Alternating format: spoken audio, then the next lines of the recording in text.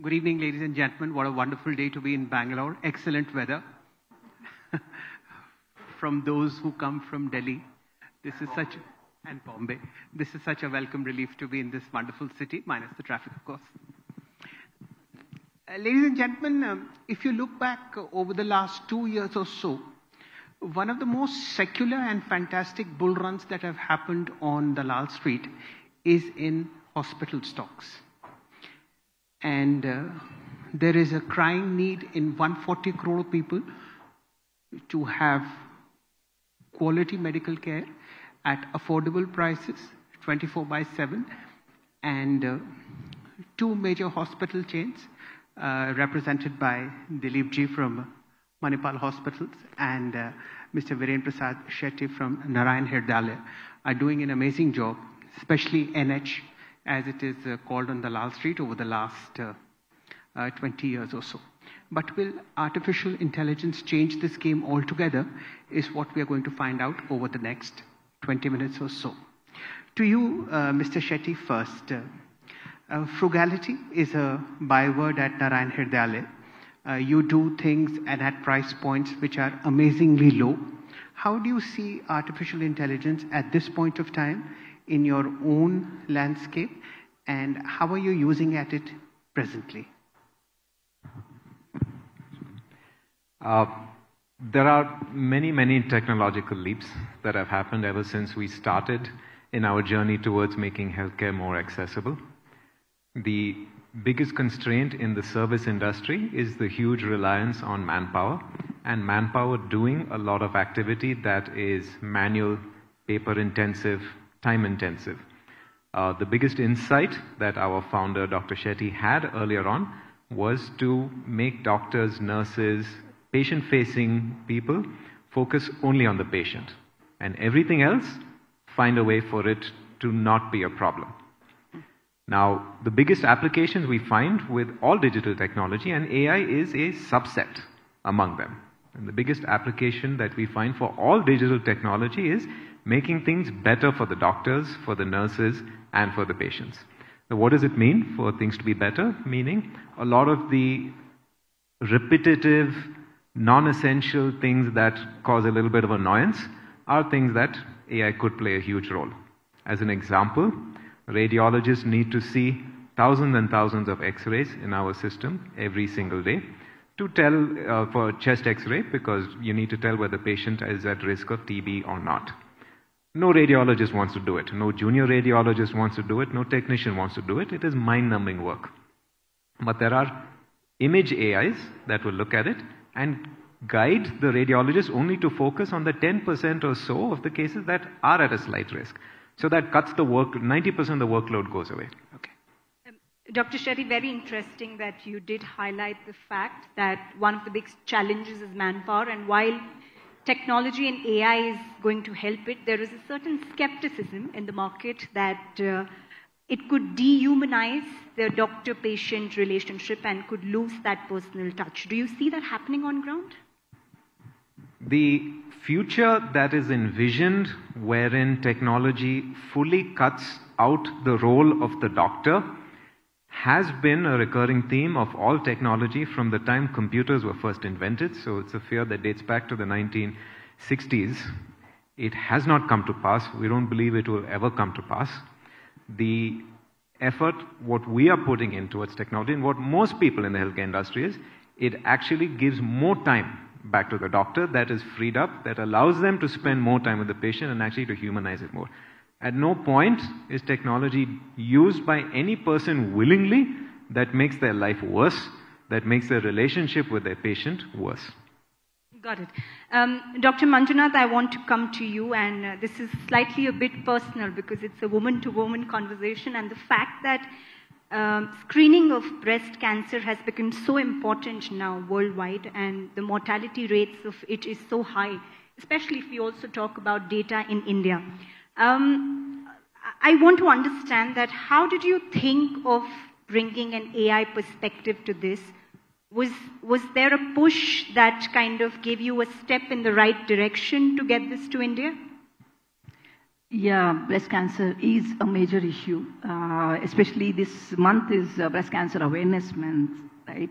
2,000 lives go every day, and that's something we can actually save because breast cancer is completely curable. We have hospitals like these, who have all the able doctors, oncologists, to attack or, treat the breast cancer, but people are not coming on time, right?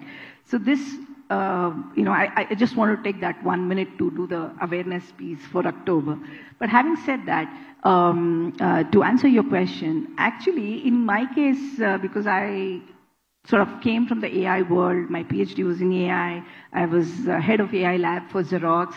It was literally like serendipity, and I already had the hammer, and right in front of me, I saw my close relatives, 38-year-old and 42-year-old just disappear because of breast cancer, disappear from the world. So when this happened at such young age to my relatives, I just saw this at close quarters, and I said, why can't we, I'm trying to solve the problem of so many issues in Europe, US as a multinational lab director for AI. So why can't we solve this problem? So I looked at it as a problem that was in front of me. And then the hammer actually I had was, that is like the lab I was leading was AI and so on. So it was not a forced use, but I was trying to see how can I help to solve this problem. And then figured out that there was a imaging technology, thermal imaging, which was initially used in very early days, but later it is still used by 500 doctors, but it's not really in every hospital. Then I figured out the main reason is the accuracy. And accuracy of interpreting images, videos, this is exactly where AI can be wonderful, right? Detecting those very, very minute pattern variations and so on. So I just decided, why don't we try this as an experiment, and tried, and then now it's actually reached very high levels of sensitivity and specificity, that is accuracy. Right. Let's get Dilip Ji to the conversation. Sir, you run a shade below 50 hospitals in India and overseas, about 12,500 beds.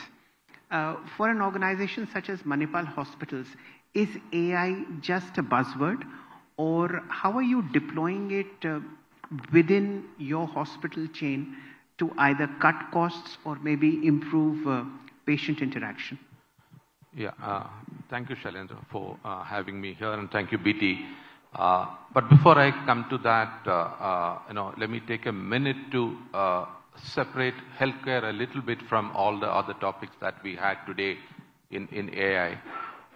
We talked about manufacturing in the first panel. We talked about engineering and how the role that AI is playing in significantly improving the productivity, lots of errors and all that. But those are things that we can watch with fascination, watch with admiration.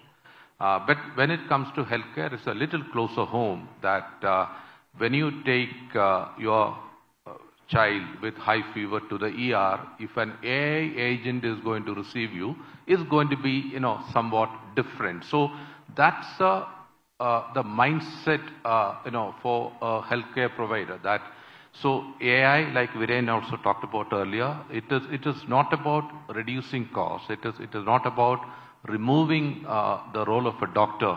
The way Manipal would look at this, does it add to efficiency? Does it add to quality?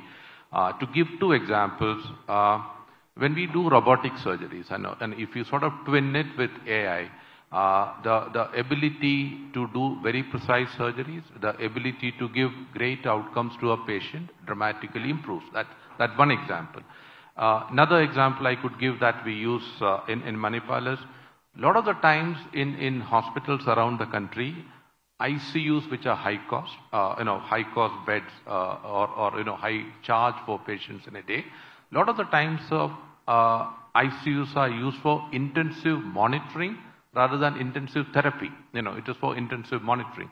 We have systems in our hospitals where patients are monitored outside of an ICU using wireless devices, and the predictive capabilities can be used. If a patient is likely to require ICU, And if the parameters are declining, pointing to a crash, then move the patient in advance, before that happens to the ICU. And then we are better utilizing the infrastructure. We are reducing the cost to the patient. And other uses would be standard, non-controversial uses like using AI for reading radiology images, for dynamic allocation of nurses, AI chatbot that we talked about outside. So these are some of the conventional uses that we have put in place. Well, when you are dealing with patients and when a lot of people are coming, is there a bit of skepticism around to convince people on the use of AI, or is it just normal? I think, Karishma, a lot of the time it remains in the background. We would want to ensure, I think healthcare delivery system would want to ensure that people interact with the person, because healthcare delivery is also about empathy and compassion. That that doctor's hand on your shoulder is still important. Yes. So therefore, a lot of the time this kind of technology is deployed. Unlike in manufacturing or engineering, where it can be front end and very visible, we may have to take care to see that it is not giving an impression that people are getting replaced by AI. There are no doctors available or technicians available. So therefore, my own feeling is it has to be a technology at the back end. Right. Mr. Shetty, this one comes to you, and it's closer home. Amongst the top 3 heart surgeons that are there in India and perhaps in the world, one of them is the founder of Narayana Health. When you interact with him and the other senior doctors within NH, what are the 2 or 3 basic points that they discuss about artificial intelligence? Most of the hospital chains in India were started by, brilliant surgeons, brilliant doctors. And are their skills something that can be replicated across India? For instance, can Dr. Shetty, sitting in Bangalore, operate upon 50 heart surgeries across India or overseas simultaneously? Shetty himself operating on 50 people simultaneously, no. Unless you create an algorithm that is able to operate like him. Is it possible via artificial intelligence over the next 5 years? The time it would take to generate an algorithm that can operate perfectly, yes, but then at that point Dr. Shetty would be irrelevant. It would just be the most optimal way to treat a patient. We don't know if that day would ever come. We live in today. If you ask me what is the most useful thing that my father finds with AI right now, it is that every morning I get a long update on searching he's done on ChatGPT the previous day about different facts about insurance, or it's replaced his Google searching. So it also makes that every time there's a new business concept he wants to understand, he's able to understand it much better. Every time there's a new clinical article he wants to summarize, he's able to get the summary much faster. If there are facts that he needs, it's presented in a more comprehensive way. So it's not, the doctors don't think about AI as a replacement for the self. They think of it as the enhancement of the self. And I think while a lot of the techno-evangelists who are pumping up the notion of increasing amounts of money to be spent in AI talk about the digital human, I think it's an important element of us to be grounded and look at technology that serves us and that makes us better as people. Dr. Shetty, let's keep the 50 number aside, but this long-distance surgery and long-distance monitoring is doable, right? Because there have been a lot of case studies talking about it. It is doable, but it is irrelevant. You wouldn't get into a plane that was automatically piloted. You wouldn't get into any sort of vehicle that was automatically piloted. If someone calls you as a telemarketer and you find out it's not a person, you put the phone down. There are human-mediated things that are just, as people, we value much more than a fully, so robot assistance, yes. A lot of the modern systems on the intuitive robot, if your hand makes a sudden jerk, it will compensate against that. It knows that this is an action you did not mean to do. And so it will stop that. But it won't do the operation for you. For 2 important reasons why it would never do that. One, the ethics of such a thing would never be allowed, because then it becomes a question of who you assign the liability of that procedure going wrong, which equipment company will never take that responsibility. Two, no patient would ever trust a fully robot-driven procedure. So in terms of a person sitting somewhere and getting operated somewhere else, the liability issues will never be solved. Technology problems sometimes are the easiest problems to fix, but the emotional problems, the legal liability problems, the problems of logistics even. See, to create the setup that allows robot surgery in a remote village in India will cost as much as it's cheaper to fly the patient to a major center. But to create a robot assisted in a village means you need 24-hour power backup. You need someone to repair the robot when it's not working. That infrastructure is not available. So just having the doctor be able to dial in means nothing. Very interesting. I want to come to Dr. Manjunath on this, on very similar lines, because you did highlight two important points. One, the emotional state, and second, the fact of reaching people out there in the rural areas. Dr. Manjunath, well, breast cancer itself is still something that needs a lot of awareness among women in out of urban areas, in tier 2, tier 3, out of tier 2, tier 3 cities. Has it been difficult, challenging, convincing women to get screened, to get timely screened with AI, besides keeping aside the other modes of technologies that have already been existing, because ultrasound has been there, mammogram has been there for long, yet it has not seen enough numbers? Actually, the young boy before this mentioned, I think, don't bring AI in front, bring the problem or the solution. Piggy bank, but don't mention. The way we do it is exactly that way, right? It's a no-see, no-touch solution for detecting breast abnormalities. So it's like a changing room. The lady enters, she's just sitting in front of a device which is measuring the temperature variations on the chest, and we convert that into a triage, right? So that in the rural areas, of course, it's not purely automated like gentleman mentioned. It is really human is the interface. There is a health worker who is trained in trying to use the tool and so on, but instead of doing hand-based examination, which is extremely subjective and detects only stage 2, 3, 4, kind of depends on when person arrives, this is able to detect abnormalities much earlier, at least to try it, so that we can bring them to the hospital. So we kind of, sometimes when you're describing the solution, I forget that there is AI behind. But AI is definitely a differentiator that is the key enabler for understanding 4 lakh temperature points, which are very, very sensitive, like 0.001 and so on, which human eye cannot see, could not see when it is actually thrown as a heat map. So there is definitely AI engine there, which is trained using human expertise and other existing diagnostic method, answers, etc. But we very, very seldom talk about AI when we actually go to rural areas. It's just about the solution and then how it helps, how it works. Because it is completely privacy aware, a lot of people are interested in coming in and taking the test, actually. Okay. Now, let's look at how artificial intelligence may or may not impact balance sheets.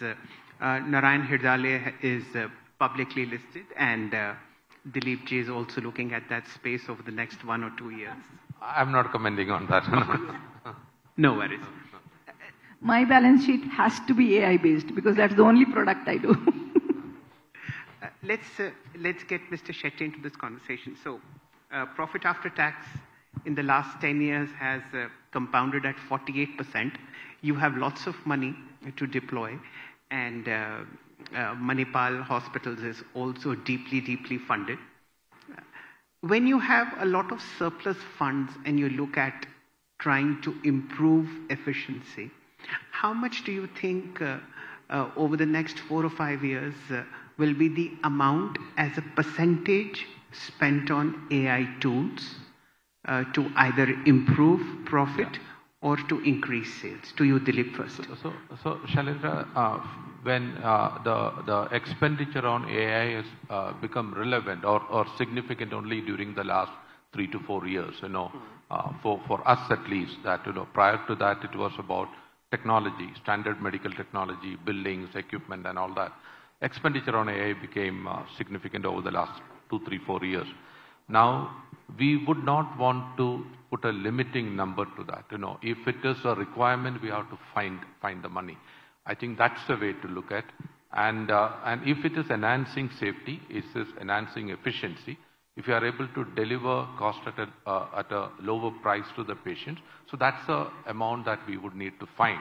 So it's a matter of allocation. Given that capital is limited, we may have to find the money from somewhere else and put it in AI. I'm sure capital is not a problem for you. So, assuming, there is some finite capital at some point of time, then we would have to maybe redeploy capital. That's a way to look at. That's the way in the past we have looked at technology. For example, 5 years back, maybe we had 3 robots in our network or 4 robots in our network. Now we have 30 or 40 robots in our network. So it is expensive technology. 5 years back, maybe we had 5 linear accelerators for cancer treatment. Now most of our hospitals got linear accelerators. So money would have to be found. So it would mean some kind of a prioritization. And if AI is something that is core to what we want to do, we should not forget hospitals are there for care delivery. And if AI is going to drive that more efficiently, that money needs to be found. That's the way I would look at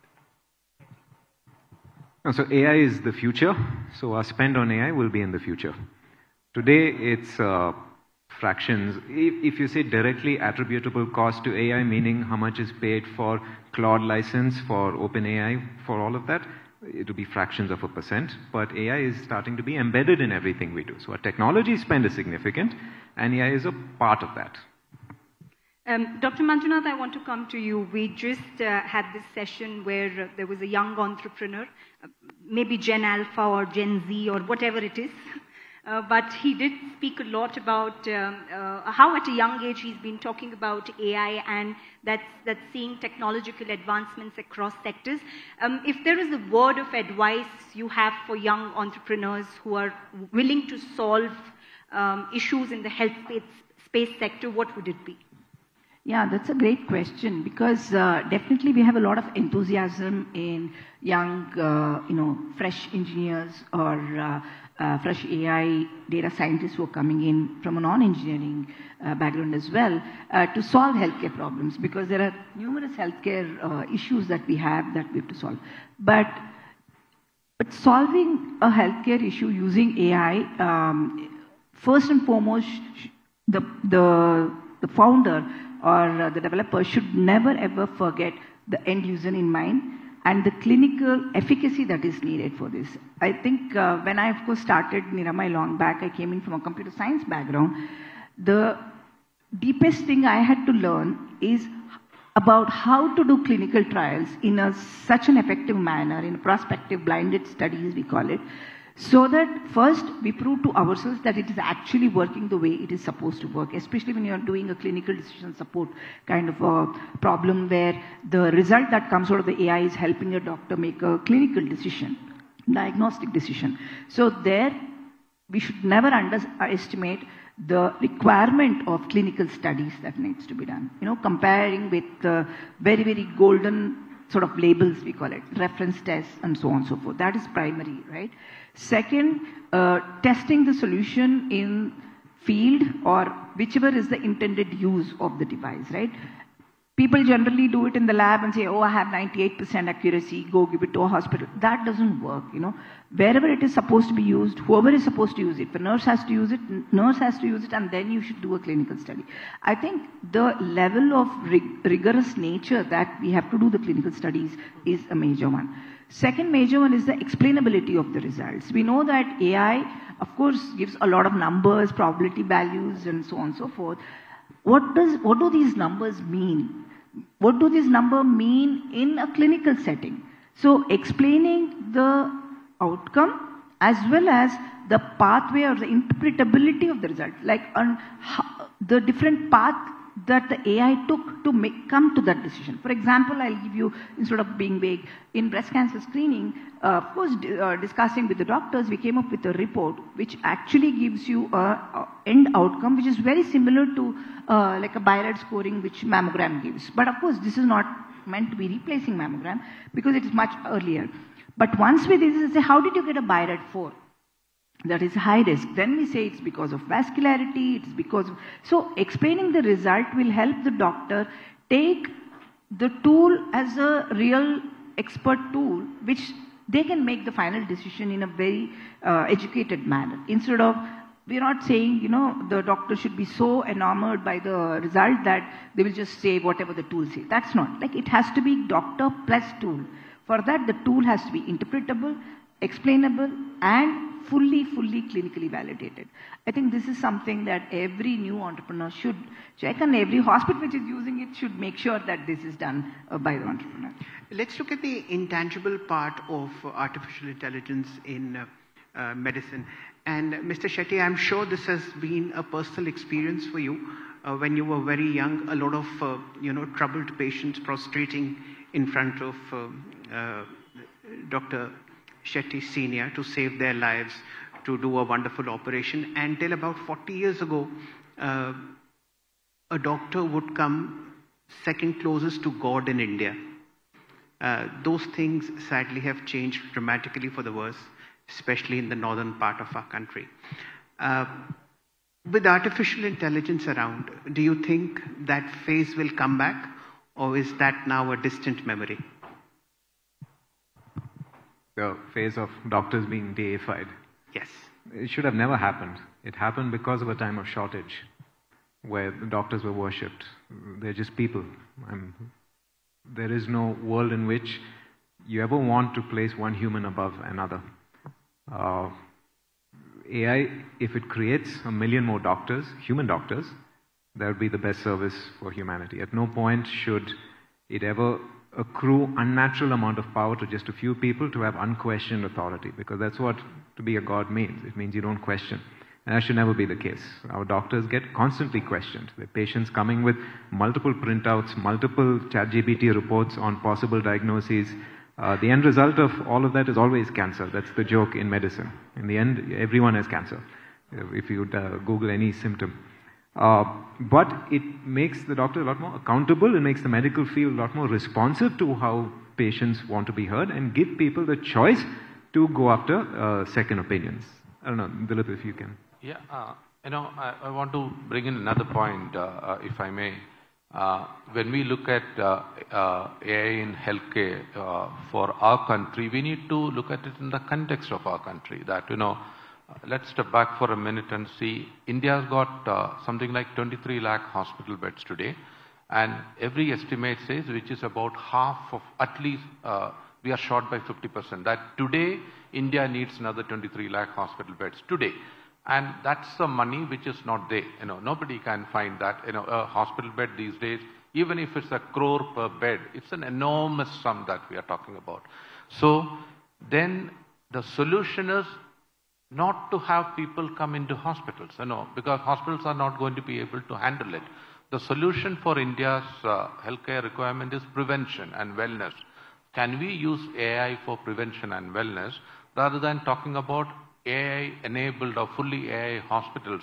Maybe it is the primary focus would need to be in prevention and wellness. Can AI create content? Can AI create early detection kind of modes? Can it create early diagnosis, which will reduce the cost of treatment?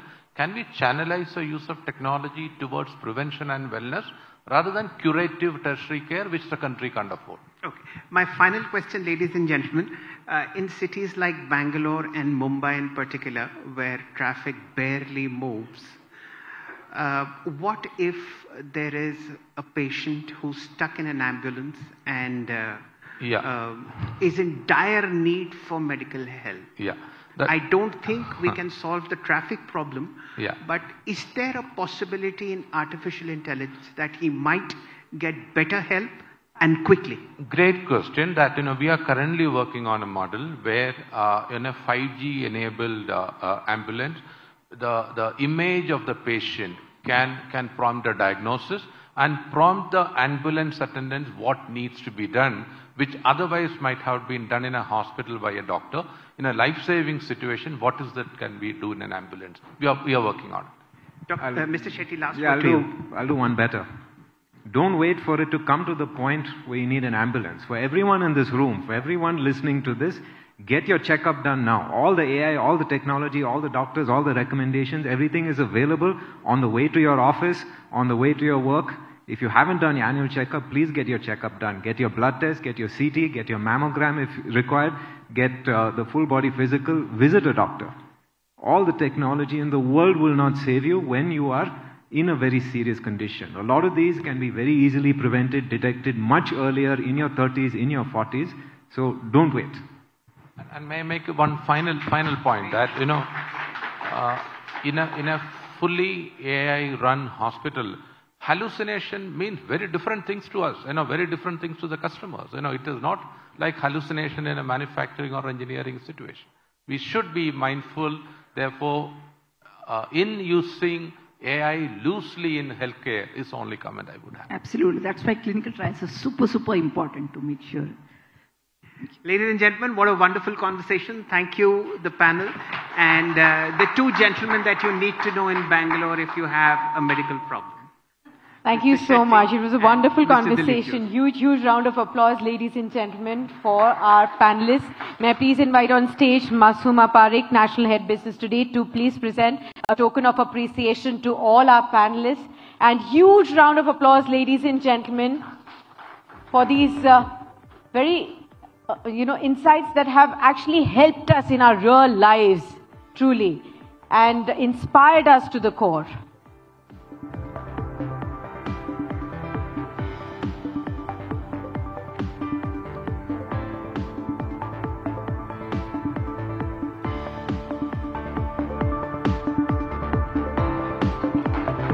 Big hand, ladies and gentlemen.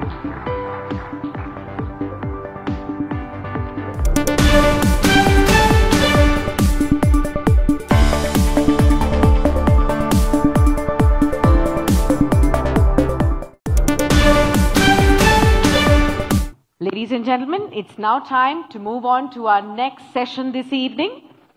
And this one is titled AI, India's Growth Engine. Artificial intelligence is